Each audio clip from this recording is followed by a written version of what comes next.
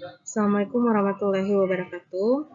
Baiklah, untuk pertemuan kali ini kita akan membahas materi tentang buku besar.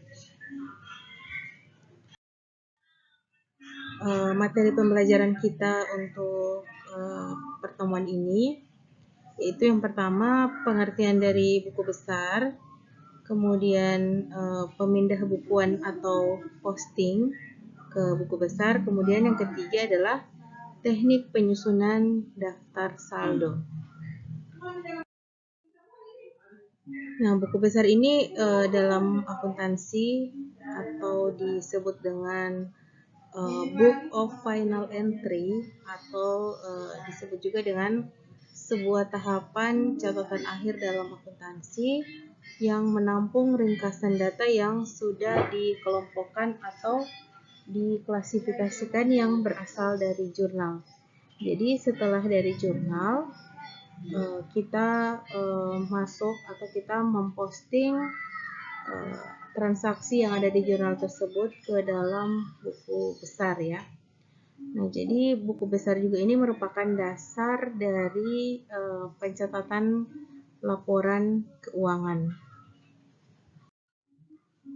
Nah, di sini urutan dari pencatatan dan pembahasan. Ini kayak siklus akuntansi ya. Jadi yang pertama ini sudah dibahas juga di materi sebelumnya. Yang pertama ada transaksi, buktinya dibuktikan dengan dokumen dasar. Kemudian pencatatan diawali dari buku jurnal atau jurnal umum, kemudian diposting ke buku besar, dan setelah dari buku besar ini sebenarnya ada neraca saldo, kemudian langsung ke laporan keuangan. Kemudian untuk bentuk buku besar, yang pertama ini ada buku besar bentuk T. Nah, dalam buku besar perusahaan ini dengan bentuk T dalam akuntansi atau keuangan ini merupakan sebuah bentuk buku besar yang paling sederhana. Jadi hanya seperti huruf T. Jadi di sebelah kanan menunjukkan sisi kredit, kemudian di sebelah kiri menunjukkan sisi debit.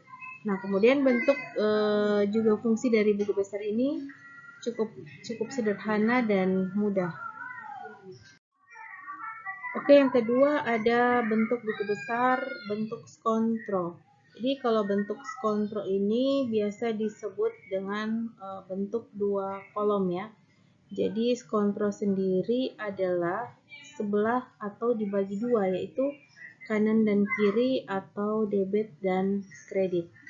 Jadi bentuk skontro ini sering digunakan dalam perusahaan. Kemudian ini merupakan buku besar akuntansi yang mudah, namun tetap detail dalam setiap catatan transaksi dan nominalnya.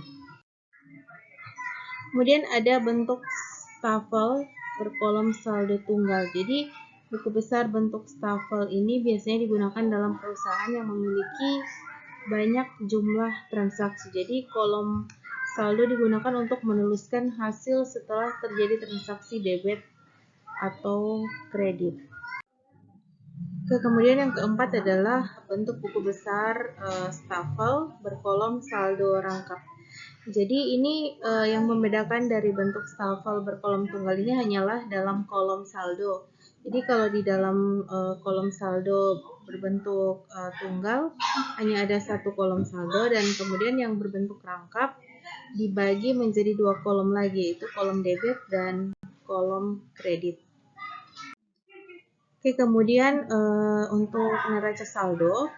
Nah, neraca saldo ini disusun setelah selesai kita memposting ke buku besar, atau dengan kata lain neraca saldo ini merupakan kumpulan daftar saldo akun di dalam buku besar yang disusun ya, yang tadi sudah disusun di buku besar.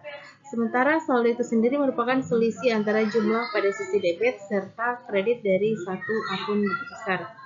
Jadi berdasarkan pengertian yang tadi ya, pengertian neraca saldo ini penting untuk menjumlahkan setiap pendapatan dan juga pengeluaran secara akurat.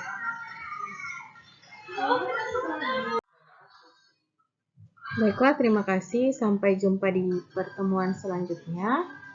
Assalamualaikum warahmatullahi wabarakatuh.